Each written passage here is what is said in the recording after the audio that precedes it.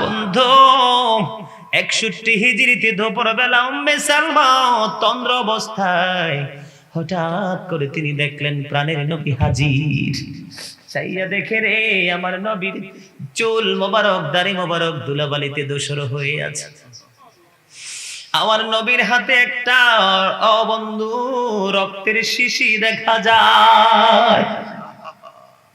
ইয়া রাসূলুল্লাহ, ইয়া হাবিবাল্লাহ, নবী নবী গো, ও নবী আপনার এই অবস্থা কেন গো? আমার নবী বন্ধু একটা ডাক দিয়ে বলে, রে উম্মে সালমা, আমার এই অবস্থা কেন তুমি কি বোঝো না রে সালমা? হেরে উম্মে সালমা, আমি এখন কারবালার ময়দান থেকে এসেছি। এরে সালমা, তুমি চাইয়া দেখো এই বোতলটা রে, এই বোতলের মধ্যে আমি নবী কারবালার ময়দানে থেকে সকল শহীদদের রক্ত আমি সংরক্ষণ করেছি। জোরে জোরে বলুন না আল্লাহু আকবার। ও বন্ধু, বড় প্রেমের খবর রে ইমানদারের জন্য, বড় নেয়ামত রে বন্ধু। আল্লাহ কোরআনে বলেছে, হাবিব আপনি বলে দেন, আমি যে তোমাদের কাছে রিসালাতের খবর পৌঁছে দিলাম, সত্যের বাণী পৌঁছে দিলাম, তোমাদেরকে মঙ্গলের পথ আমি দেখিয়ে দিলাম, এর বিনিময়ে আমি তোমাদের কাছ থেকে আমার পরিবার মানে আহলে বাইতের ভালোবাসা ছাড়া আর কিছুই চাই না। আল্লাহ বলেছেন, আল্লাহর হাবিবকে বলতে বলেছেন, জোরে সোরে বলেন না সুবহানাল্লাহ। আল্লাহ আসআলুকুম আলাইহি আজরান ইল্লাল মাওয়াদ্দাতা ফিল কুরবা। ঠিক নি রে হাফেজ ভাই, আসেনি?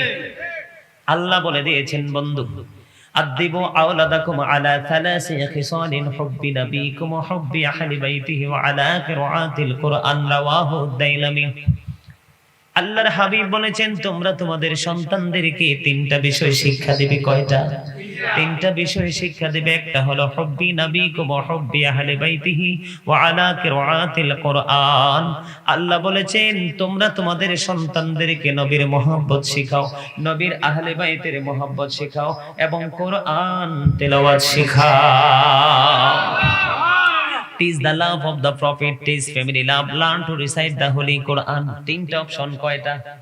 একটা হলো প্রাণের নবীর ভালোবাসা। দয়াল রে, ও দয়াল, আমাদেরকে এমন শক্তি দাও আমরা যেন প্রাণের চেয়ে বেশি নবী এবং নবীর পরিবারকে ভালোবাসতে পারি। সুবহানাল্লাহ বলেন না আর জোরে মহব্বতে পড়েন সুবহানাল্লাহ। বলতে কি রাজি নাই? ও বন্ধু, আল্লাহ তোমাকে কত সুন্দর করে সৃষ্টি করেছে, আমার দয়াল এত সুন্দর পৃথিবী উপহার দিয়েছে, ভোগ করার জন্য উন্মুক্ত করে দিয়েছে। এই শুকরিয়া তুমি কি দিয়া জ্ঞাপন করে শেষ করবা? জীবনের পুরো সময় আল্লাহর কাজে লাগাইতে না পারো, মাঝে মাঝে আমার দয়ালকে স্মরণ করো, দয়াল খুশি হয়ে পুরস্কার বরাদ্দ করে দিবে। জোরে জোরে সুবহানাল্লাহ। আহলে বাইতকে ভালোবাসতে রাজি আছেননি? আহলে বাইত সম্পর্কে আমাকে কারবালার আলোচনা দেওয়া হয়েছে। আহলে বাইতের মর্যাদা যদি না বলি তাহলে আহলে বাইত কি জিনিস আপনারা বুঝবেন না। ঠিক কিনা বলেন? আরো জোরে। বন্ধুরে আমার নবী একদিন, আমার নবীর কাঁধের মধ্যে একদিন ইমাম হুসাইন উঠছে। আমার নবীর কাঁধের মধ্যে, কাঁধ মোবারকের মধ্যে ওঠার পরে বলে, নানা নানা গো, আজকে তুমি হইবা ঘোড়া আর আমি হুসাইন হব সেই ঘোড়ার সাওয়ার।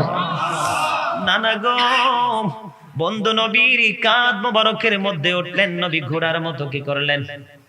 তখন ইমাম হুসাইন ডেকে ডেকে বললেন, নানা গো, বলো না তুমি বড় না আমি বড়। জোরে বলেন না সুবহানাল্লাহ। আর জোরে বলেন না সুবহান। ওগো নানা, জানতে বড় মনে চায় গো, তুমি বড় না আমি বড়। এবার আমার নবী ডাক দিয়ে বললেন, নানা গো তুমি বলো না, তুমি বলো না আমি বড়। এবার ইমাম হুসাইন একটা ডাক দিয়ে বলল, ও গো নানা তুমি বড় না আমি বড় গো। কই কেমন করে তুমি বড়? ও গো নানা, আমার নানা তো রহমাতাল লিল আলামিন, তোমার নানা তো রহমাতাল লিল আলামিন না। ও গো নানা, আমার মা তো জান্নাতে সকল মুমিনাদের সরদারিনী লিডার, তোমার মা তো আমার মায়ের মতো না। ওগো নানা, আমার বাবা হলো, তুমি বলেছো তুমি শিক্ষার শহর, আর আমাকে বলেছো সেই শহরের দরজা হলো আমার বাবা। আমার বাবা তো এই মর্যাদার অধিকারী গো, তোমার বাবা তো এমন না। সেই দৃষ্টিকোণ থেকে তোমার চাইতে আমি দামি। এই যে এক অবর্ণনীয় প্রেমের গল্প রে বন্ধু। ইমাম হুসাইন এমন একটা নাম, এটা হলো কুল কিনারাহীন এক মহাসমুদ্র, যাকে নিয়ে লিখতে গেলে বন্ধু লেখকের হাতের পাওয়ার শেষ হয়ে যাবে, কলমের কালি বন্ধু শেষ হয়ে যাবে।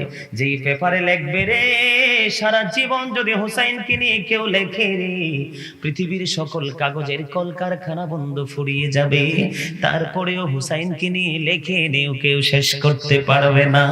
যাকে নিয়ে লিখতে গেলে লেখা কাঁদে, কাঁদে খোদ বন্ধু কলম, আরো কাঁদে রে রাইটার। এটা হলো সেই হুসাইন। নবী বলেছেন, আল হাসান ওয়াল হুসাইন সাইয়্যিদা শাবাবি আহলিল জান্নাহ। নবী বলেছেন, ইমাম Hasan and Husain leader of younger people in জান্নাহ। ইমাম হাসান হুসাইন হলো রে যুবকের দল। এরে যুবক, তোমরা জানো না, আজকে তোমরা ফেসবুক চালাইতে পারতা, আজকে তোমরা ইন্টারনেট চালাইতে পারতা, আজকে তোমরা ঘরে বইসা থাকতে পারতা বন্ধু। তোমরা চলে এসেছো গাজী সুলাইমানের জবান থেকে আহলে বাইতের প্রেমময় গল্প শোনার জন্য। এই যে এক অবর্ণনীয় প্রেমের স্মৃতি, স্মরণীয় স্মৃতি হয়ে থাকবে রে। ইমাম হুসাইন তোমাদের কিয়ামতের দিন লিডার হয়ে যাবে বন্ধু। শুধু আমার নবীর পবিত্র জবান মোবারক দিয়ে বলেনি, যদি শুধু আমার নবীর জবান মোবারক দিয়ে বলেনি, ইংলিশ ম্যানরা পর্যন্ত বলেছেন কি, ইমাম Hasan and Husain leader of younger people in জান্নাহ। ইমাম হাসান হুসাইন হলো সকল ইমানদার যুবকদের সরদার লিডার। আমাদের এর চেয়ে বড় পুরস্কার আর কোনো দরকার আসেনি? কথা বলেন আছে? এর যুবক বন্ধু তোমরা বলো না, এর চেয়ে বড় পুরস্কার আর দরকার আসেনি? দরকার নাই রে। আমার মা বোনেরা যারা আলোচনা শুনতেছেন তাদেরকে বলছি গো মা ও আমার বোনেরা, আপনারা সবাই মিলে শুনুন, আপনাদের জন্য আহলে বাইত কত নেয়ামত। Mother Fatema is the leader of females in জান্নাহ, ফাতেমা তু সাইয়্যিদাহু নিসাই আহলিল জান্নাহ। এই আমার মা বোনেরা অনেকেই মাইকের সাউন্ড শুনতেছে কিনা, আলোচনা শুনতেছে, যদি প্রেমময় অন্তর নিয়ে শুনে থাকে, আমার এই মা বোনদের ইমাম হয়ে যাবে, সরদার লিডার হয়ে যাবে মা খাতুনে জান্নাত ফাতেমা। আনা মাদিনাতুল ইলমি ওয়াদিউন বাবুহা। রাসূল বলেছেন, আমি হলাম শিক্ষার শহর, সেই শহরের দরজা হলো আমার আলী। নবী বলেছেন, I am a city of education, the gate of that city is Ali. নবী বলেছেন, আমি হলাম শিক্ষার শহর, সেই শহরের দরজা হলো আমার আলী। আমি সংক্ষিপ্ত বয়ান দিয়েছি বন্ধু, শুধু আপনাদেরকে তাদের ফজিলত, তাদের মর্যাদা, তাদের শান আজমত বোঝার জন্য। জোরে বলেন না সুবহানাল্লাহ, আর জোরে বলেন না সুবহানাল্লাহ। বন্ধু, আমি আজকে আপনাদের এই মাহফিলকে সাক্ষী রেখে বলছি রে, আমার অন্তর সাক্ষী দেয়, আমি একজন মেহমান, আমি একজন পথিক, আমি একজন মুসাফির, শত শত মাইল ফাড়ি দিয়ে এখানে এসেছি বন্ধু।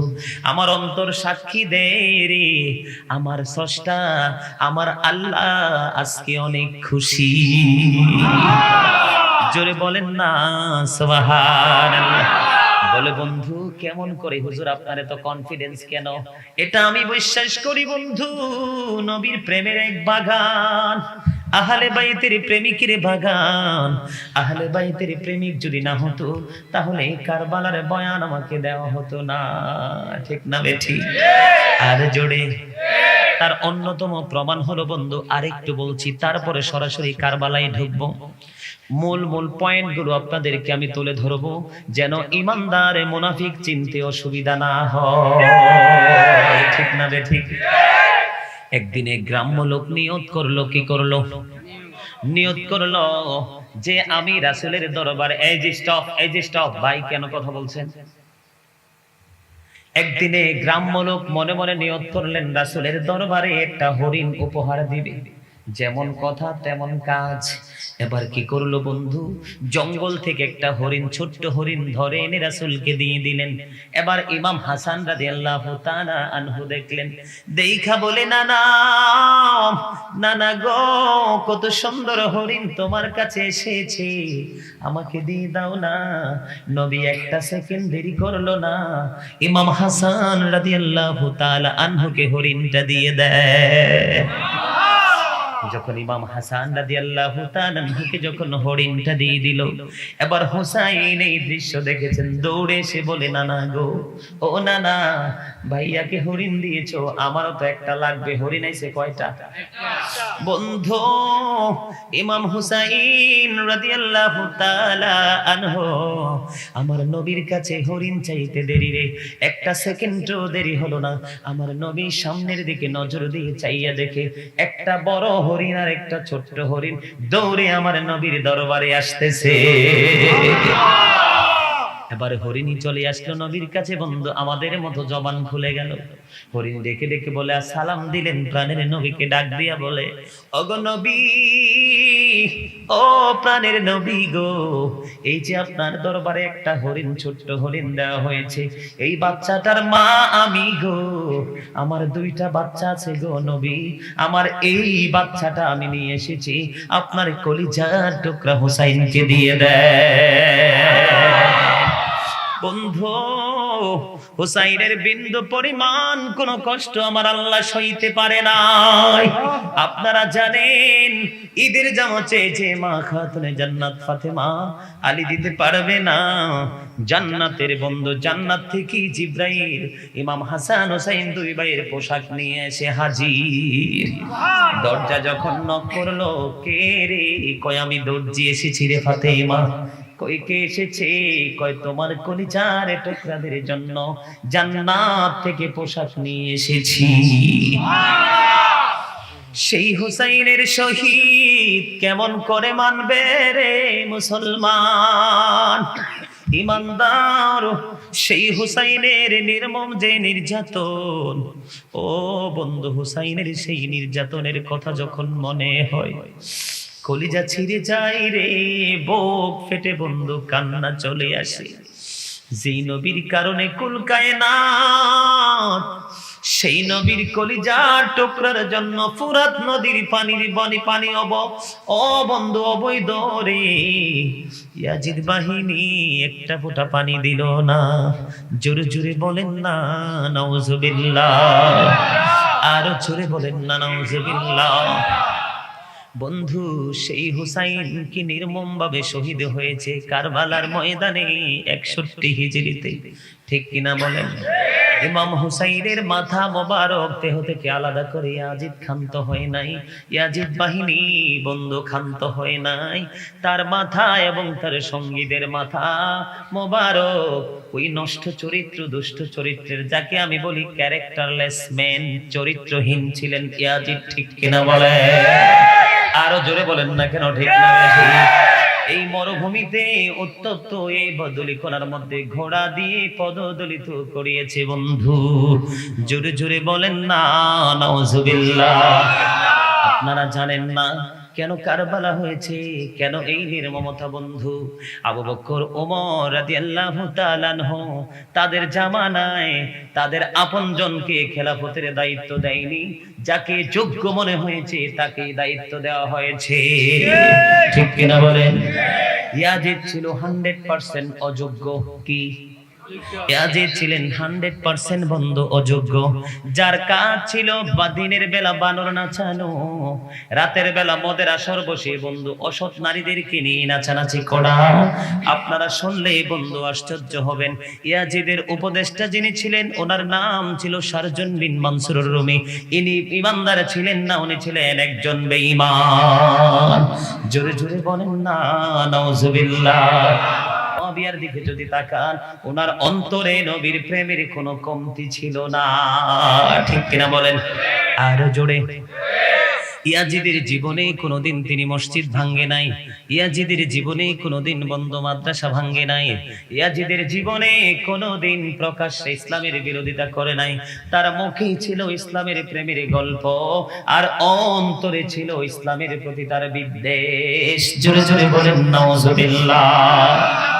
মুখে কি ইসলামের কথা, কার কথা? মুখে বন্ধু ইসলামের কথা, আর অন্তরে ছিল ইসলামের প্রতি বিদ্বেষ। এটাই হলো মুনাফিক, ঠিক কিনা বলেন? আর জোরে বলেন ঠিক না বেঠিক? নবী স্পষ্ট করে দিয়েছেন বন্ধু, বিলিভার্স লাভ দ্য প্রফিট। নবী বলেছেন ইমানদাররা আমি নবীকে ভালোবাসবে। নবী বলেছেন hypocrites don't love the profit, মুনাফিকরা আমি নবীকে ভালোবাসবে না। আল্লাহ রাব্বুল আলামিন বলেছেন বাশশিরিল মুনাফিকিনা বিআন্না লাহুম আযাবান আলীমা।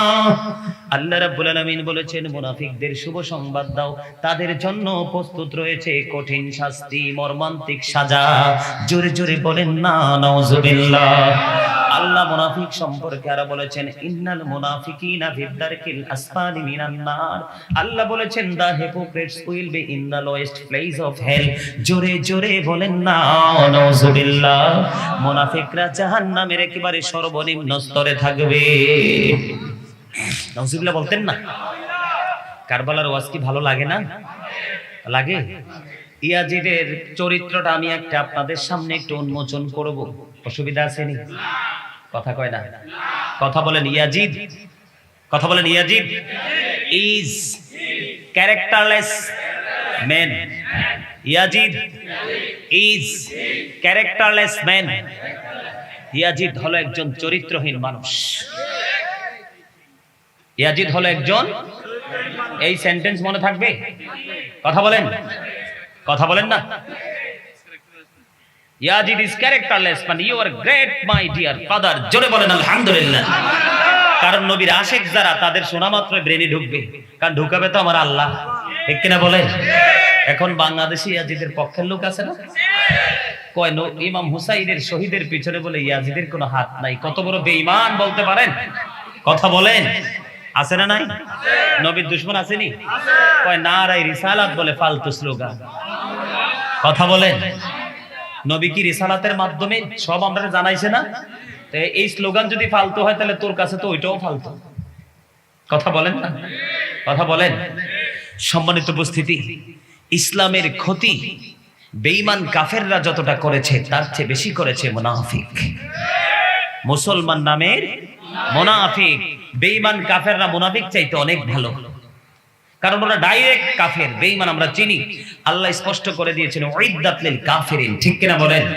কিন্তু মুনাফিক লেবাসে মুসলমানের, কিন্তু অন্তর দিয়ে হলো কি নবীর সুন্নাহ, নবীর আদর্শকে কবর দেওয়া, ঠিক না ঠিক? আরো জোরে বন্ধুরে আমার, আপনারা জানেন না ইমাম হুসাইন যখন শাহাদাত বরণ করলো উম্মে সালমা, তিনি বলেছেন আমি নিজ কানে শুনেছি জিনদের কান্দন। ইমাম হুসাইন যখন শহীদ হয়েছে রে, জিনেরা চিৎকার মেরে কান্নাকাটি করেছে। সিরিয়ার যে কোনো পাথর যখন সরানোর পরে বন্ধু তাজা রক্ত প্রবাহিত হতো। বাইতুল মুকাদ্দাসের ঝুলন্ত পাথর, সেই পাথর থেকে রক্ত প্রবাহিত হয়েছে।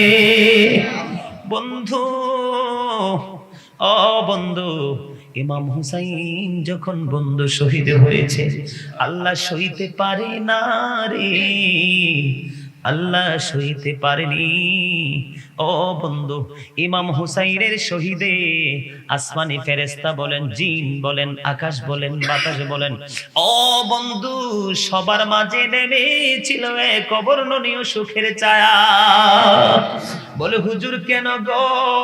এটার কারণ হলো যার নানার উসিলায় কুল কায়নাত সৃষ্টি, সেই নানার কলিজার টুকরা যারা জান্নাতে ইমানদারদের লিডার হবে, তাদেরকে কি নির্মম ভাবে বন্ধ হত্যা করেছে, শহীদ করেছে।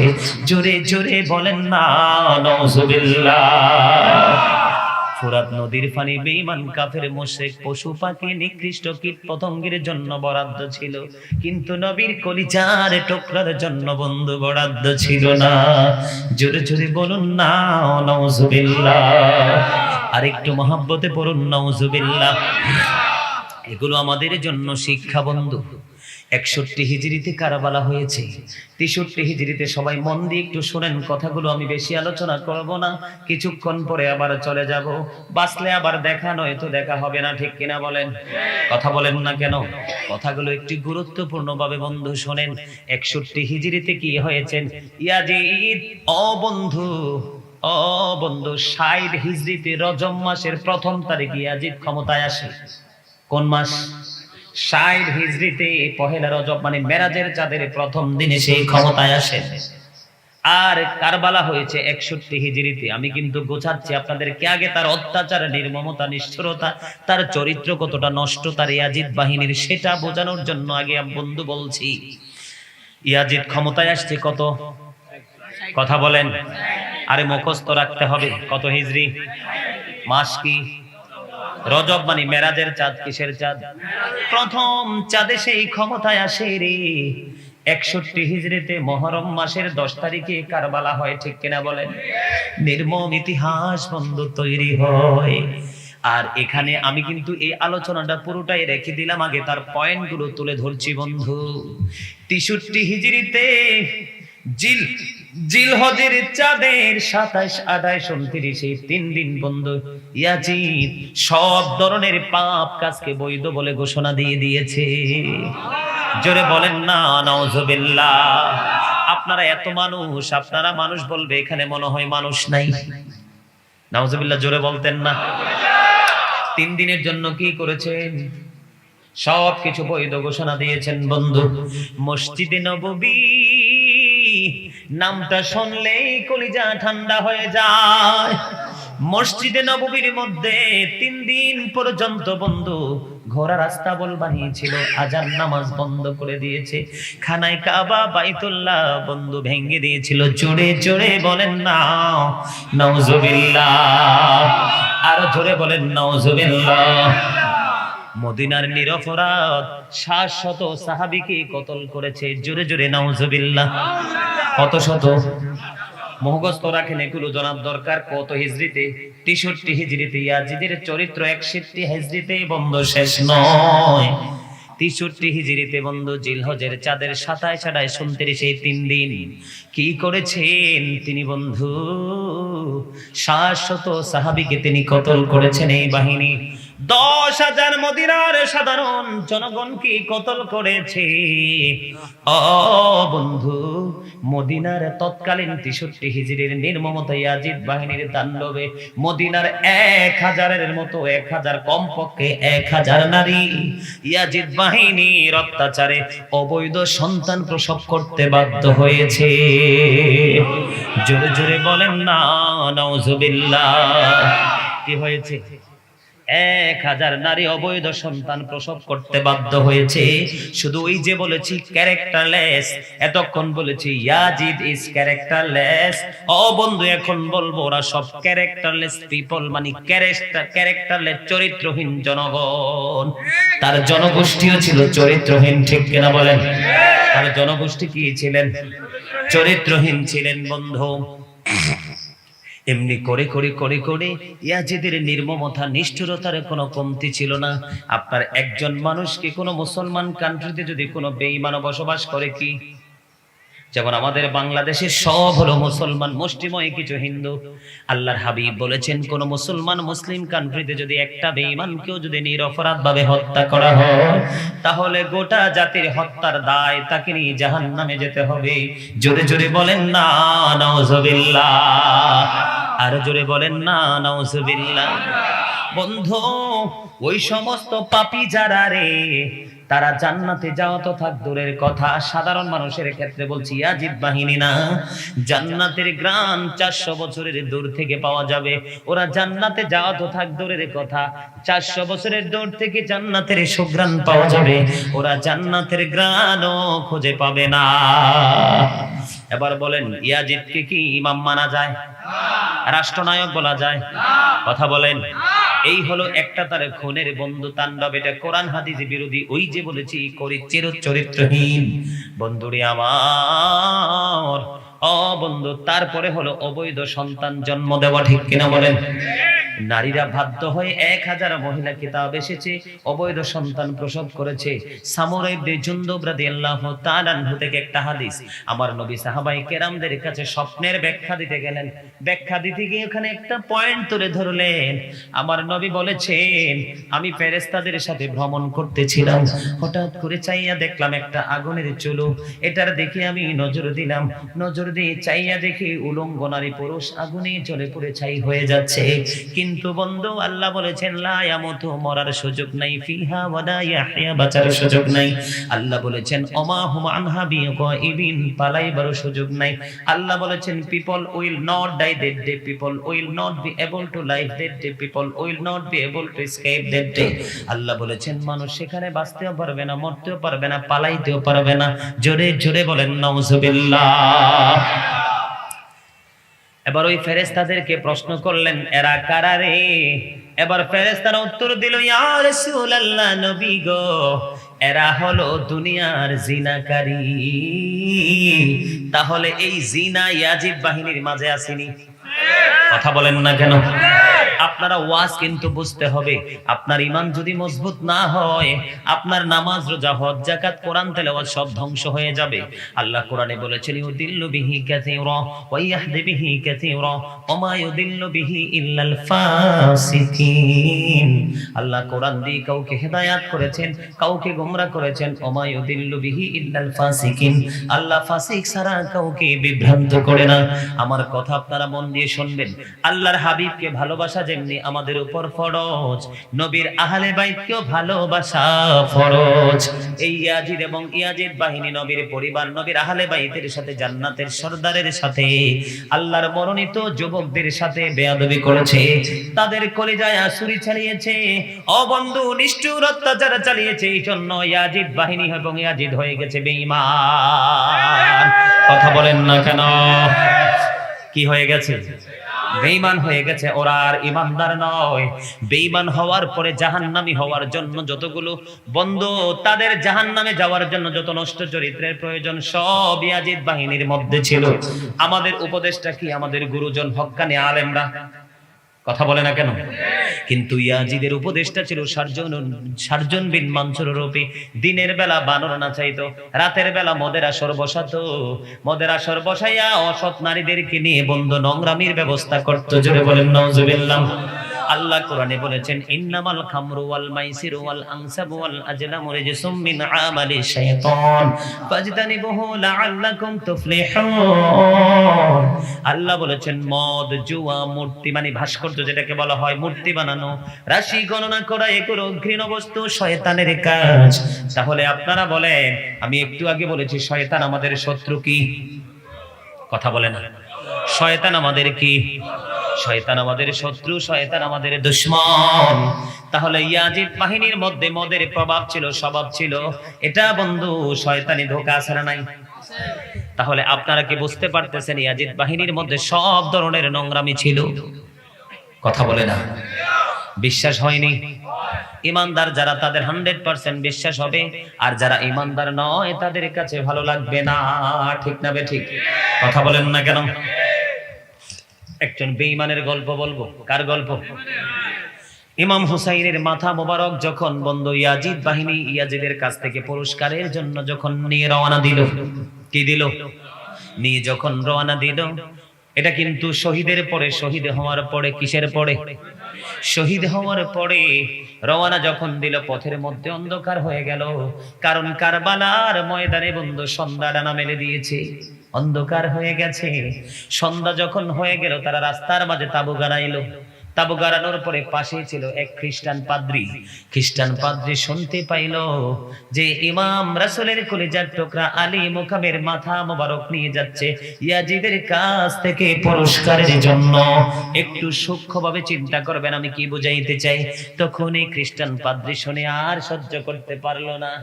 আহারে কেমন নিষ্ঠুর, কেমন নির্দয়, রাসূলের কলিজার টুকরাকে কতল করেছে।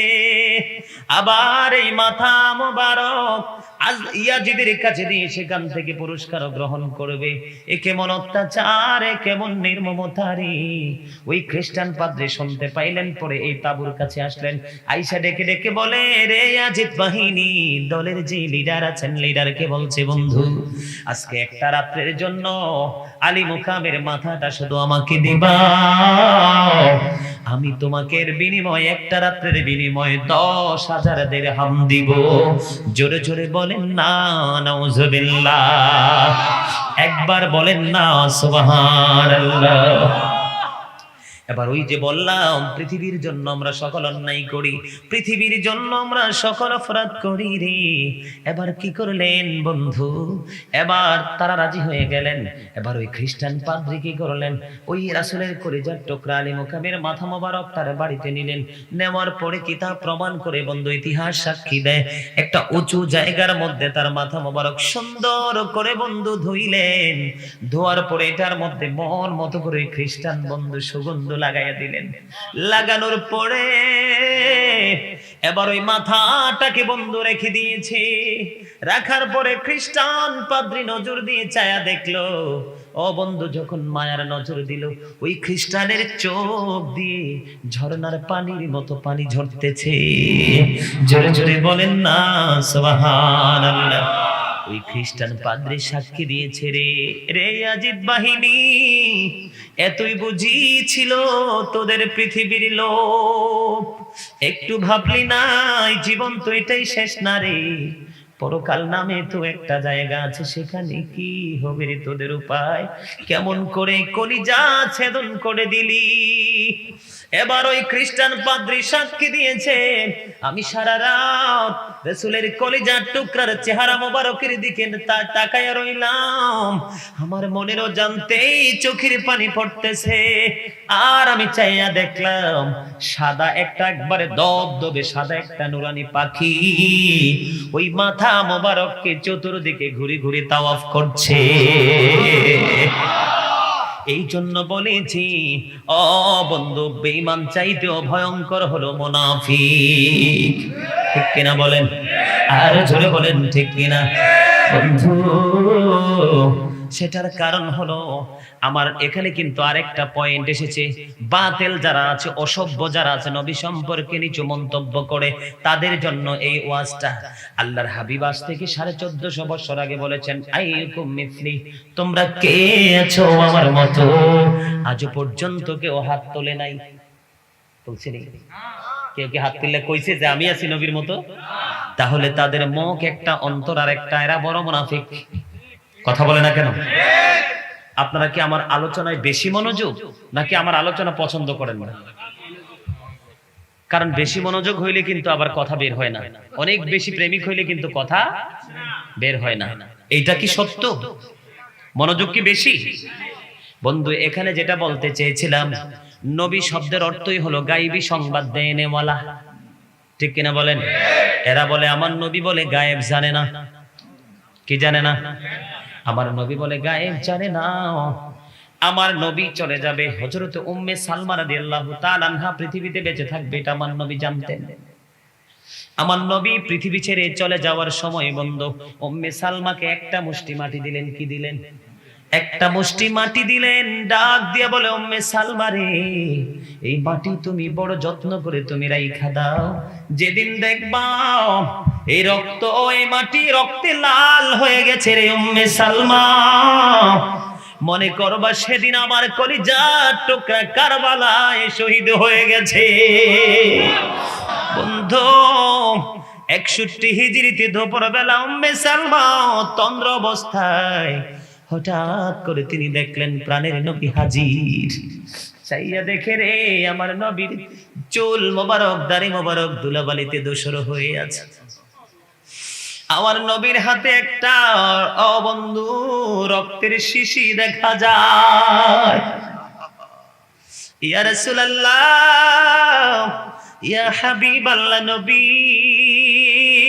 নবী গো, ও নবী আপনার এই অবস্থা কেন গো? আমার নবী বন্ধু একটা ডাক দিয়ে বলে, রে উম্মে সালমা, আমার এই অবস্থা কেন তুমি কি বোঝো না রে সালমা? হেরে উম্মে সালমা, আমি এখন কারবালার ময়দান থেকে এসেছি। এরে সালমা, তুমি চাইয়া দেখো এই বোতলটা রে, এই বোতলের মধ্যে আমি নবী কারবালার ময়দানে থেকে সকল শহীদদের রক্ত আমি সংরক্ষণ করেছি। জোরে জোরে বলুন না আল্লাহু আকবার। ও বন্ধু, বড় প্রেমের খবর রে ইমানদারের জন্য, বড় নেয়ামত রে বন্ধু। নবী চলে যাবে, উম্মে সালমা পৃথিবীতে বেঁচে থাকবে, এটা যদি আমার নবী না জানতেন তাহলে কোনোদিনও মাটি দিতেন না। কথা বলেন। এখানে ওয়াজ আরেকটা আসছেনি, বলেন ইমানের ওয়াজ আরেকটা পয়েন্ট আসছেনি, আকীদার একটা বিষয় আসছে কিনা বলেন। আজকের এই কারবালার ওয়াজ হলো বন্ধু পুরোটাই ইমানের ওয়াজ। আপনার আমার ইমান যদি মজবুত হয়, নবী বলেছেন আখলিস দীনাকা ইয়াকফিকাল আমালুল কলিল, অল্প আমলই আমাদের জান্নাতের জন্য যথেষ্ট হয়ে যাবে। জোরে জোরে বলুন না সুবহানাল্লাহ। আরো জোরে বলেন না বন্ধু সুবহানাল্লাহ। বন্ধুরে আমার, ইয়াজিদ বাহিনী মানে কারবালা পর্যন্ত বন্ধু যিনি ইমাম হুসাইন এবং ওনার দলকে এগিয়ে নিয়ে এসেছিলেন, তার নাম ছিল হুর। কি ছিল? তার নাম ছিল হুর। দেখেন যার নসিব ভালো, যার খুশনসিব, সেই পুরস্কার কেমন করে পায়। ইমানদারদের জন্য বলছি বন্ধু, এখানে নবীর দুশমন হুসাইনের দুশমন থাকতে পারেন। আলোচনাটা শোনেন। একবারে কুফা পর্যন্ত, কারবালা পর্যন্ত বন্ধু নিয়ে গেছে। হুরের অন্তরে হঠাৎ করে এক প্রেমময় খবর উদয় হলো। একটা কি জানেন? হুর কিন্তু কুফার সবচেয়ে বড় বীর ছিলেন, হিংস্র বীর ছিলেন। ইনি এই জন্য ইয়াজিদ বাহিনীর পক্ষ থেকে বন্ধু ইমাম হুসাইন এবং ওনার দলকে এগিয়ে নিয়ে আসলো। কুফায় আনার পরে এবার হঠাৎ করে তার মনের ঘরে প্রেম উদয় হলো। আমার একদিকে জান্নাত, আরেকদিকে আমার জাহান্নাম, আমি কোনটা বেছে নিব? এবার হঠাৎ করে হুরের মনের মধ্যে উদয় হলো আমি জান্নাত বেছে নিব।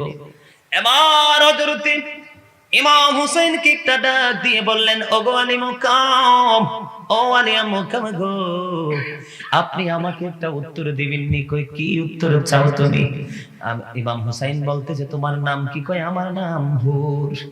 কই তুমি তো আমাদেরকে এগিয়ে নিয়ে এসেছো এই পর্যন্ত। কই এনেছি গো, আমার নাম হলো হুর, আমাকে সবাই কুফার বীর বলে জানে, ভয়ঙ্কর বীর বলে জানে।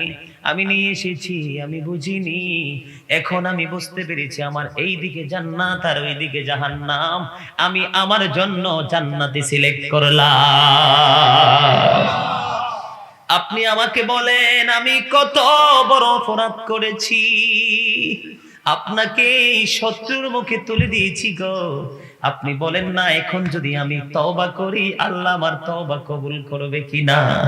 ইমাম হুসাইন রাদিয়াল্লাহু তাআলা আনহু ডাক দিয়ে বললেন, সত্যি যদি তুমি অন্তর থেকে তওবা করো রে, তাহলে আল্লাহ তোমার তওবা কবুল করবে বন্ধু। হুরের কপাল খুলে গেল, তওবা করে ফেললো। ইমাম হুসাইন ডাক দিয়ে বলল, তুমি নিচে নেমে এসো। কয় না গো না, আমি নিচে নেমে আসবো না, আমি ইয়াজিদের বিপক্ষে আপনার পক্ষ হয়ে সর্বপ্রথম সীসা ডালা দেওয়াল হয়ে দাঁড়িয়ে যাব। তার মানে আমি আগে আপনার পক্ষ থেকে শহীদ হব, আমার লাশ আপনার কদমে আমি উপহার দিব। জোরে জোরে বলেন না সুবহানাল্লাহ। আরেকটু মহব্বতে পড়ুন না বন্ধু সুবহানাল্লাহ। খবরটা পেয়ে কি খুশি হন নাই? যিনি কতল করার জন্য নিয়ে আসলো, শহীদ করার জন্য বন্ধু নিয়ে আসলো, উনি সর্বশেষে ইমাম হুসাইনের প্রেমিক হয়ে জান্নাতি হয়ে গেছে। জোরে বলেন না সুবহানাল্লাহ। যিনি শত্রু ছিলেন, বড় শত্রু, অন্তর থেকে বিশ্বাস করে প্রেম করে তওবা করে যদি মুক্তি পেতে পারে, তাহলে আমরা তো হুসাইনি কাফেলার সদস্য। আল্লাহ আমাদেরকে মুক্তি দিতে পারে কিনা বলে। বন্ধু এবার আসেন, আবার আপনাদেরকে আরেকটা পয়েন্ট শেষ করে আমি তারপরে প্রথম দিকে যাব। ইমাম হুসাইন রাদিয়াল্লাহু, মুনাফিক চিনার জন্য বলছি, ইমাম হুসাইন রাদিয়াল্লাহু তাআলা আনহুকে শহীদ করেছেন। কি করেছেন? তারা কিন্তু সেই দিন ইমাম হুসাইনের ইমামতিতে জামাতে নামাজ পড়েছে। পানির পিপাসা লাগছে বন্ধু, যারা কিছুক্ষণের মধ্যে হুসাইনি কাফেলাকে কতল করবে, পানির পিপাসা যখন লেগেছে, ইমাম হুসাইন অর্ডার দিয়েছে, আমাদের কাছে পানি আছে, ওকে পানি খেতে দাও। জোরে জোরে সুবহানাল্লাহ। শত্রু জানে কতল করবে জানে, তারপরেও নিজের পানি খাইয়ে দিয়েছেন। এটাই হলো বন্ধু আহলে বাইতের আদর্শ, আমরা হুসাইনি কাফেলার আদর্শ। ঠিক কিনা বলেন? আর জোরে বলেন ঠিক না বেঠিক? নামাজ পড়েছে বন্ধু। আপনাদেরকে বলছি, সীমার যখন ইমাম হুসাইনের কাছে গেল, কোথায়? ইমাম হুসাইনের কাছে যখন গেল, জোহরের নামাজ শেষ হয়ে গেল, তারপরেও তিনি নামাজ ছাড়ে নাই। ইমাম হুসাইন ডেকে বলল, এখন নামাজের সময়। কয় আমার একটু সময় দে না, আমাকে একটু সময় দে, আমি নামাজ পড়ব। ইয়াজিদ বাহিনী নামাজ পড়ার সুযোগ দিলেন। নামাজ পড়ার সুযোগ যখন দিল বন্ধু, নামাজ শেষ হয়ে গেল রে। এবার সীমার কি করলেন? দৌড়ে চলে গেলেন ইমাম হুসাইনকে কতল করার জন্য। এবার ইমাম হুসাইন বলে, রে সীমার, তোর বুকের জামাটা একটু খোল, তোর বুকের জামাটা একটু খোল রে সীমার, আমি তোর বুকের ভিতরটা একটুখানি দেখবো। এবার বন্ধু কি করলেন? সীমারের বুকের জামাটা খুললেন। সীমারের বুকের জামা খোলার পরে আমার নবী চাইয়া দেখলেন, সীমারের বুকের মধ্যে বন্ধু শ্বেত চিহ্ন দেখা যায়। নাউজুবিল্লাহ বলেন। কি চিহ্ন দেখা যায়? শ্বেত। শ্বেত বুঝেন না? বুঝেননি? এটাকে হাদিস শরীফ, বুখারী মুসলিম শরীফের হাদিসে এসেছে ডবল রোগ। হাদিসের ভাষায় কি বলা হয়? ডবল রোগ বলা হয়, আবার কুষ্ঠ রোগও বলা হয়। আমরা বাঙালি বলি শ্বেত রোগ, মানুষের শরীরের চামড়া সাদা হয়ে যাওয়া। এখানে কিন্তু আরেকটা পয়েন্ট আছে বন্ধু, নবীর মুজিজা সম্পর্কে বোঝার। ইমাম হুসাইন যখন বুকের জামা খুলতে বললেন, সীমার বুকের জামা খুলল রে। সীমার বুকের জামা খোলার পরে বন্ধু, সীমার বুকের জামা খোলার পরে চাইয়া যখন সে চিহ্ন দেখলো, এবার ইমাম হুসাইন একটা ডাক দিয়া বলে, রে সীমার, তোরি বুঝি রে বদকিসমত, আমার নানা আমাকে বলে গেছে রে, সাদা চিহ্নের কিছু কুকুর আমার কলিজার মধ্যে আঘাত করবে, আমার বাগানকে হরণ করে নিয়ে যাবে। সাদা চিহ্নের কিছু কুকুর আমার আহলে বাইতের মধ্যে মুখ লাগাচ্ছে। এরে সীমার, তুই সেই বদকিসমত। জোরে জোরে বলেন না নাউজুবিল্লাহ। ধীরে ধীরে চালাও সুরি, সীমার আমারি গলা, জয়নাল আবদিনের কান্দন শুনতে দাও না রে আমায়। ধীরে ধীরে চালাও সুরি, সীমার আমারি গলা, জয়নাল শুনতে দাও না রে আমায়। আমার নানা নবী ছিলেন,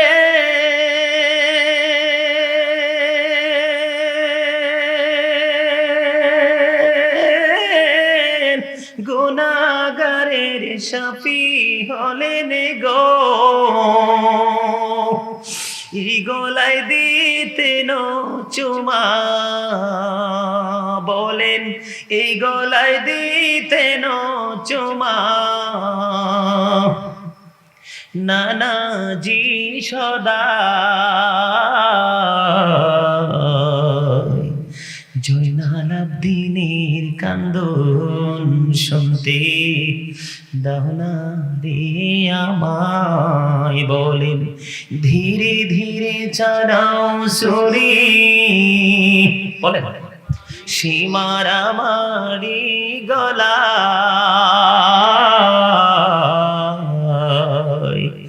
জয়নাল আব্দিনের কান্দন শুনতে দাও না রে আমায়। আমার গলায় দিলে সুরি,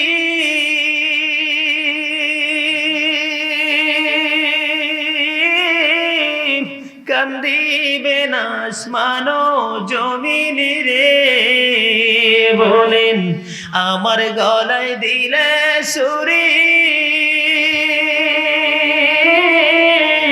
কান্দিবে না আসমান ও জমিন রে, কাঁদিবে না আপনি খোদা, কাঁদিবে না আপনি খোদা, আর সোম আল্লাহ। জয়নাল আব্দিনের কান্দন শুনতে দাও না রে আমায়। বলেন ধীরে ধীরে চালাও সুরি,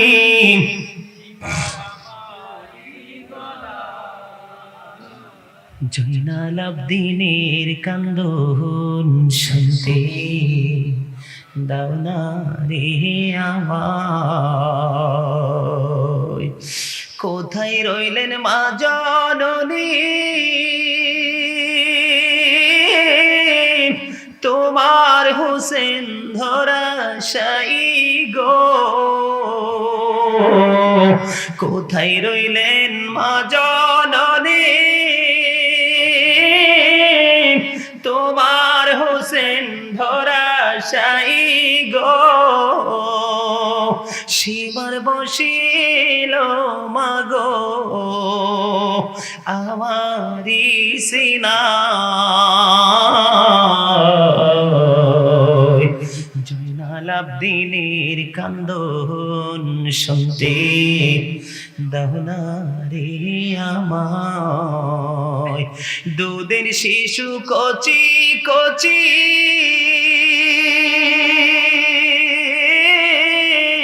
কাঁদিতেছেন পানি পানি গো,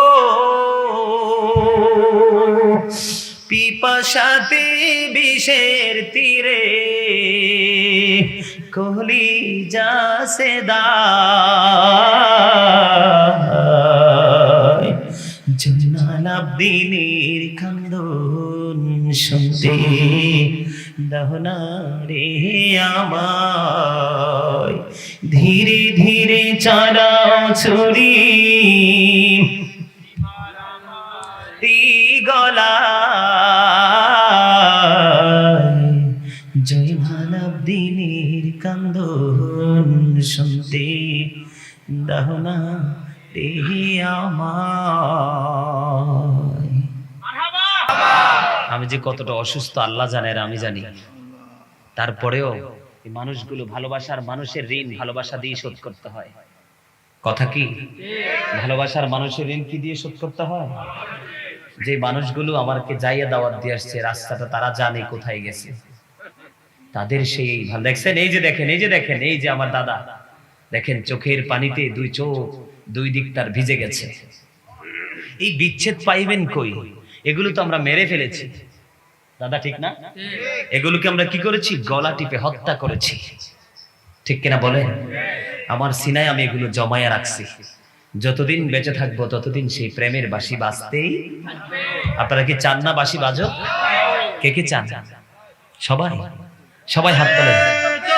আল্লাহু আকবার, ইয়া রাসূলুল্লাহ, জিন্দাবাদ জিন্দাবাদ, শহাদাই কারবালা। আলোচনা শুনবেন বন্ধু? ইয়াজিদ বাহিনীর চরিত্র নিয়ে কত বলবো, সময় তো অনেক হয়ে গেছে। ইয়াজিদ বাহিনী নিয়ে কত বলবো, আরেকটু কি বলবো দাদা? আলোচনা করবো, আরেকটু করে শেষ করে দিব। বন্ধুরে আমার, আপনারা সবাই জানেন ইমাম হুসাইনের কাছে কুফা থেকে 150 চিঠি গিয়েছিল, ঠিক কিনা বলেন? কয়শো চিঠি? এই মিডিয়ার লোক ভালো করে এটা রেকর্ড করো, গোটা জাতিকে শোনায়া দিবা। কত শত চিঠি? 150 চিঠি গিয়েছিল ইমাম হুসাইনের কাছে শুধু কুফায় আসার জন্য, কুফার অবস্থা শুধু অনুভব করার জন্য, উপলব্ধি করার জন্য ওনার প্রিয়জন মুসলিম বিন আকিলকে পাঠিয়েছিলেন, ঠিক কিনা বলেন? বন্ধু, তোমরা কমিটির লোক মনটা দিয়ে শোনো, কারণ তোমাদের প্রচেষ্টায় এই বাগান তৈরি হয়েছে। আমি আজকে দোয়া করব আল্লাহ যেন জান্নাতুল ফেরদাউস নসিব করে, এবং সেই লিডার যেন হয় আমাদের কলিজার টুকরা ইমাম হাসান হুসাইন। এটা চান কি চান না? সবাই চান। আলোচনা একটু করতাম নি বন্ধু? মুসলিম বিন আকিল যখন কুফায় গেল, ইমাম হুসাইনের পক্ষে যখন বায়াত নেওয়া শুরু করলো, অল্প কিছু দিনের মধ্যে 18,000-এরও বেশি মানুষ ইমাম হুসাইনের পক্ষে বায়াত নিয়েছে। তখন বন্ধু ইবনে জিয়াদ ছিল অত্যন্ত চরিত্রহীন মানুষ, খুবই ভয়ঙ্কর। মুসলিম বিন আকিলকে বন্ধু হত্যা করার জন্য গুপ্তচর লাগাইয়া দিল। মুসলিম বিন আকিল স্থান পরিবর্তন করলো, মাত্র 3000 দিরহামের বিনিময়ে কয় হাজার? ইবনে জিয়াদ গুপ্তচর তৈরি করলো মুসলিম বিন উজ্জার মাধ্যমে। 3000 দিরহামের বিনিময়ে মুসলিম বিন আকিলকে বন্ধু খুঁজে বের করেছে। কেমনে বলবো কিনা, কেমন জানেননি কেমনে বলছে? কয় আমি ইমাম হুসাইনের পক্ষে বায়াত গ্রহণ করব, আমি ইমাম হুসাইনকে বড় ভালোবাসি, আহলে বাইতের সদস্য তিনি।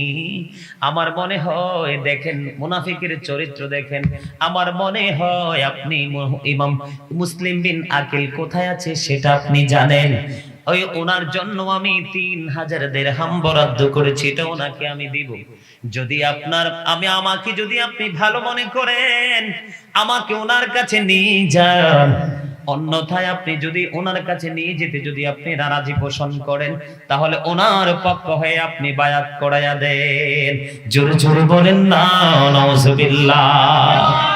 একদিকে কি দুনিয়ার টাকা 3000 দিরহাম, কত কত? 3000 দিরহাম। আরেকদিকে দেখছেননি কত মিষ্টি ভাষায় কৌশল অবলম্বন করেছে। এখানে বলবো বন্ধু, এই বর্তমানে দাড়িওয়ালা, টুপিওয়ালা, পাগড়িওয়ালা অসংখ্য আছে আপনার আমার প্রাণের নবীর দুশমন, আহলে বাইতের দুশমন আছে না নাই?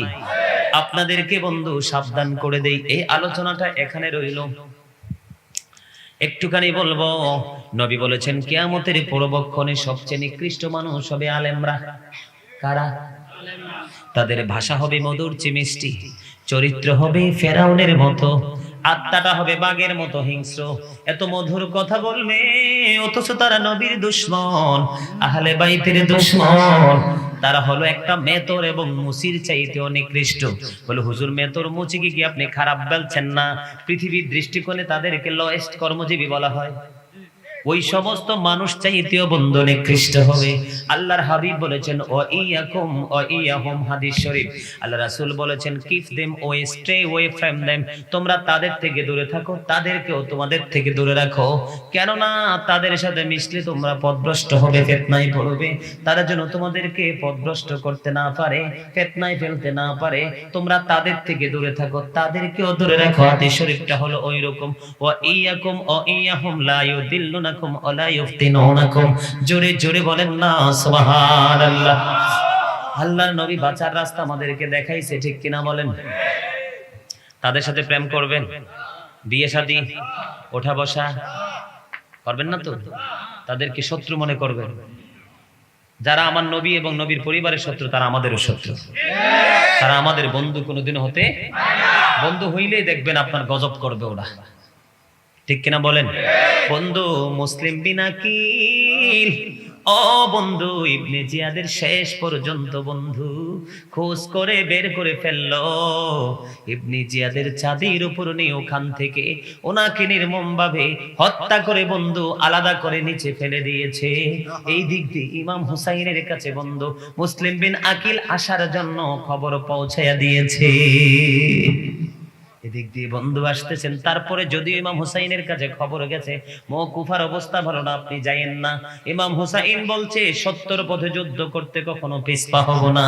এখান থেকে আমাদেরকে ইমাম হুসাইন বন্ধু শিক্ষা দিয়েছেন সত্যের বিজয় ছিনিয়ে আনতে আমরা দুশমন যত বড়ই হোক, যত মোটাই হোক, যত দলবাড়ি হোক, আমরা কখনোই মাথা নিচু করব না, ঠিক কিনা বলেন?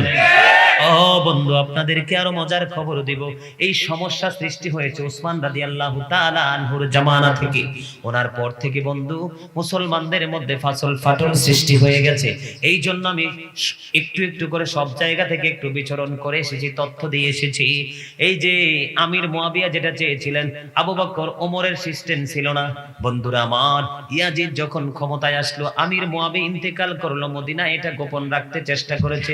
আল্লাহ কিন্তু খবরটা গোপন প্রকাশ করে দিয়েছেন। তখন বন্ধু মদিনার গভর্নর ছিলেন ওয়ালিদ বিন উকবা। ওয়ালিদ বিন উকবার কাছে খুব জলদি করে আপনারা যারা যারা বিরোধিতা করেছেন, আব্দুল্লাহ ইবনে ওমর, আব্দুল্লাহ ইবনে আবু বকর, আব্দুল্লাহ ইবনে জুবায়ের, এমনি করে করে উল্লেখিত কিছু নবীর প্রেমিক, তারা কি করলেন? ইয়াজিদের বিরোধিতা করলেন। কি করলেন? ইয়াজিদের বিরোধিতা করলেন। ইয়াজিদ যখন, আমি আগেই কিন্তু সব তথ্য দিয়েছি, 60 হিজরিতে ক্ষমতাতে এসেছে, পহেলা রজব। ক্ষমতায় আসার পরে ওয়ালিদ বিন উকবার কাছে বন্ধু তিনি চিঠি পাঠালেন যে যারা যারা ইয়াজিদের বিরোধিতা করছে তাদেরকে যেন ইয়াজিদের পক্ষে বায়াত হওয়ার জন্য চাপ সৃষ্টি করা হয় এবং ইমাম হুসাইনকেও যেন বাধ্য করা হয়।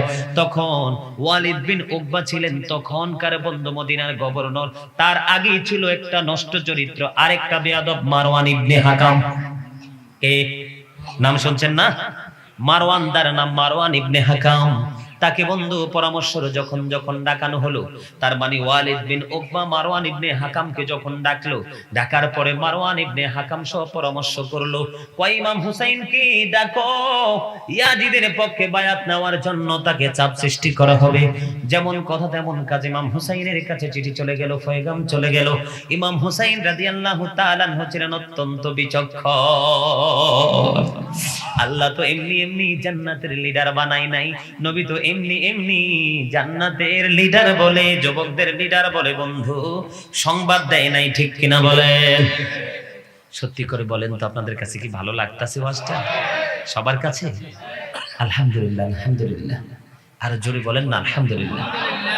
সবাই বলেন অল প্রেজ ইজ টু আল্লাহ, সমস্ত প্রশংসা আল্লাহ, যিনি আহাদ, যিনি লা শারীক, যিনি কুল হু আল্লাহ, যিনি there is no god but Allah, লা ইলাহা ইল্লাল্লাহ। বর্ণনা করে শেষ করা যাবে? কথা বলেন, যাবে? তো ওই শুকরিয়া জ্ঞাপন করতে আপত্তি কোথায়? সম্মানিত উপস্থিতি, প্লিজ দয়া করে বলছি, আলোচনা কিন্তু প্রায় শেষের দিকে চলে আসছি আমি। আপনারা দয়া করে কেউ যাবেন না, আখিরি মোনাজাত দিয়ে যাবেন। রাজি আছেন তো? আমি কিন্তু মেহমান, আমি কিন্তু মুসাফির, ঠিক না? মেহমান মুসাফির যদিও পাপী, কিন্তু তার দেওয়া দোয়া কবুল হওয়ার 100% দলিল আছে না? মুসাফির কি আল্লাহ খালি ফিরায়? আপনার দোয়া নিয়ে যেতে চান না? আলহামদুলিল্লাহ বলেন। বন্ধুরে আমার, বলতে চেয়েছিলাম কি মনে আছে নেই? ওই যে মারওয়ান ইবনে হাকামের সাথে পরামর্শ করে ইমাম হুসাইনকে চিঠি দেওয়া হলো। ইমাম হুসাইন কি করেছে দেখেন, ইমাম হুসাইন চিঠি গ্রহণ করেছে। গ্রহণ করার পরে এই রকম যুবকের একটা, নওজোয়ানের একটা টিম তিনি তৈরি করেছেন। তিনি বলেছেন আমি কি করব, ভিতরে ঢুকবো? তাদের সাথে আলাপ আলোচনা করব। যদি দেখি অবস্থা খারাপ, তোমরা ভিতর থেকে হেল্প, বাহির থেকে হেল্প করবা। সুবহানাল্লাহ বলেন। ইমাম হুসাইন বুঝতে পেরেছিলেন ইয়াজিদ বাহিনী ইয়াজিদের নির্দেশে বড় একটা ঘটনা ঘটাবে। এবার বন্ধু কি করলেন, চলে যখন আসলো, এবার মারওয়ান ইবনে হাকাম, ওয়ালিদ বিন উকবা সহ পরামর্শ করলো, মুখোমুখি হলো। পরপর ইমাম হুসাইনকে বায়াত হওয়ার জন্য নির্দেশ দেওয়া হলো। আপনাদেরকে আগেই বলেছি ইয়াজিদ চরিত্রহীন, কখনো জান্নাতের লিডার। ইসলাম বিরোধী কাজ, কোরআন বিরোধী, হাদিস বিরোধী কাজ যারা করে তাদের সাথে কখনোই জান্নাতের লিডার বায়াত হতে পারে না। বায়াত তো থাক দূরের কথা, একটা সেকেন্ডের জন্য সাপোর্টও দিবে না। ইমাম হুসাইনকে বলা হলো বায়াত গ্রহণ করার জন্য। ইমাম হুসাইন রাদিয়াল্লাহু তাআলা আনহু ডাক দিয়ে বললেন, আমি চুপি চুপি তোমার ইয়াজিদের হাতে বায়াত গ্রহণ করব না, তোমরা ওপেনলি মাঠে আসো, যা হবে মাঠেই হবে। এই কথা বলে ইমাম হুসাইন যখন বন্ধু বের হয়ে যাচ্ছেন, বের হয়ে যাওয়ার সময় ওই যে নষ্ট চরিত্র মারওয়ান ইবনে হাকাম, ওই মারওয়ান ছিলেন আহলে বাইতের দুশমন, নবীর দুশমন। মারওয়ান ডাক দিয়া বলে, রে ওয়ালিদ বিন উকবা, এই মুহূর্তে যদি ইমাম হুসাইন এখান থেকে চলে যায়, তাকে আর কোনোদিন আটকাতে পারবা না। তাকে এখনই যদি তোমার ইয়াজিদের কথায় যদি রাজি না হয়, তাকে কতল করে দাও। এবার ইমাম হুসাইন একটা ডাক দিয়ে বলল, রে মারওয়ান, কে আছে রে রাসূলের কলিজার টুকরা আলী মুকামের হত্যা করবে? জোরে বলেন না সুবহানাল্লাহ। রানিং আছে কে? ওয়ালিদ বিন উকবা কে? রানিং কে? ওয়ালিদ বিন উকবা মুখস্থ করেন না। আর সাবেক হলো কে? মারওয়ান ইবনে হাকাম। এখন মারওয়ান ইবনে হাকাম বলতেছে ওয়ালিদ বিন উকবাকে, রে ওয়ালিদ, এখন যদি ছেড়ে দাও, জীবনে আর কোনোদিন এত কাছে হুসাইনকে পাবে না, এখনই তাকে শেষ করে দাও, ধ্বংস করে দাও। এবার দেখেন বন্ধু, কি প্রেম বলবো রে। ওয়ালিদ বিন উকবা ছিল রে আহলে বাইতের একজন গভীর প্রেমিক। এবার ওয়ালিদ বিন উকবা মারওয়ানকে সম্বোধন করে বলতেছে, রে মারওয়ান, আমার এক হাতে যদি সমস্ত পৃথিবী দৌলত গুলো তুলে দেওয়া হয়, তারপরে এর বিনিময় আমি রাসূলের কলিজার টুকরা আলী মুকামের ঘা শরীর মোবারকে হাত দিতে পারবো না। রে মারওয়ান, তোর কত বড় দুঃসাহস! একটা বারো কি ভাবলি না, তুই যদি এই পৃথিবী ছেড়ে চলে যাস, কাল কিয়ামতের দিন যার কাঁধের মধ্যে হুসাইনের শাহাদাতের অপবাদ যার কাঁধে চড়বে রে, তার মতো নির্মম, তার মতো নিষ্ঠুর, তার মতো নির্যাতনের শিকার আর কেউ হবে না। গোটা পৃথিবী আমাকে উপহার দিলেও আমি কলিজার টুকরাকে কি করব না, হাত দিব না। সসম্মানে ইমাম হুসাইনকে বিদায় দিয়ে দেয়। জোরে জোরে বলেন সুবহানাল্লাহ। ও বন্ধু, জোরে বলেন না সুবহানাল্লাহ। পরের তথ্যগুলো কিন্তু আমি আপনাদেরকে অলরেডি আগে ভেঙ্গে ভেঙ্গে দিয়ে দিয়েছি, বুঝতে যেন অসুবিধা না হয়। এদিক দিয়ে ঘটনার পরে ইমাম হুসাইন বের হয়ে গেল। ওই যে বলেছিলাম আগে, কুফা থেকে একে একে 150 চিঠি আসলো। মাঝখানে মুসলিম বিন আকিলকে বন্ধু নির্মম ভাবে শহীদ করলো রে। এই আলী মুকাম চলে গেল কুফায় কারবালার ময়দানে, পুরো তওবা করে জান্নাতি হয়ে গেল। এবার সর্বশেষ বন্ধু পালা হলো রাসূলের আহলে বাইতের এক এক করে শহীদ হওয়ার পালা। সর্বপ্রথম বের হলো কি জানেননি? আলী আকবর। কে? সর্বপ্রথম আলী আকবর যখন বের হলো, বাবাকে বলে, বাবা গো, অনুমতি দাও না, ইয়াজিদ বাহিনীকে ধ্বংস করে দেব, হায়দারি আক্রমণ চালাবো গো বাবা। রাসূলের কলিজার টুকরা 3 দিন পানি নাই রে, পানির পিপাসায় কলিজা ফেটে যাওয়ার কথা। তাদের ঈমান, তাদের মজবুত, তাদের ভালোবাসা, নবীর শিক্ষা, ওই তার নানার উম্মতদেরকে মুক্তি দেওয়ার জন্য শিক্ষার প্রেমে তারা কতটা গভীর প্রেমে ছিল। তারপরেও ঈমানি ঝলক, ভালোবাসার ঝলক ছিল তাদের নূরানি চেহারা। জোরে জোরে বলেন সুবহানাল্লাহ। এবার বন্ধু আলী আকবরের কপালের মধ্যে চুমু খাইলেন। চুমু খাওয়ার পরে এবার বললেন, যাও গো বাবা। এবার বন্ধু ইয়াজিদ বাহিনীর সাথে যুদ্ধ শুরু হয়ে গেল, ছত্রভঙ্গ করে দিল। হঠাৎ করে বন্ধু পানির পিপাসা আর সইতে পারলো না, দৌড়ে এসেছে ওই ইমাম হুসাইন রাদিয়াল্লাহু তাআলা আনহুর কাছে। দৌড়ে এসে ডেকে ডেকে বলে, বাবা, বাবা গো, একটুখানি পানি দাও না, ইয়াজিদ বাহিনীর উপর হায়দারি আক্রমণ চালাবো। এবার ইমাম হুসাইন ডাক দিয়ে বলে, বাবা গো, বাবা আমি কেমন করে পানি দিব গো, পানির পিপাসায় তো আমরাও কাতর হয়ে আছি, পানি তো আমাদের কাছেও নাই। আমি যখন মাঝে মাঝে আমার নানার কাছে পানি চাইতাম, আমার নানার বরকতময় জিহ্বা মোবারক বের করে দিত, আমি সেই জিহ্বা মোবারক চুষে নিতাম।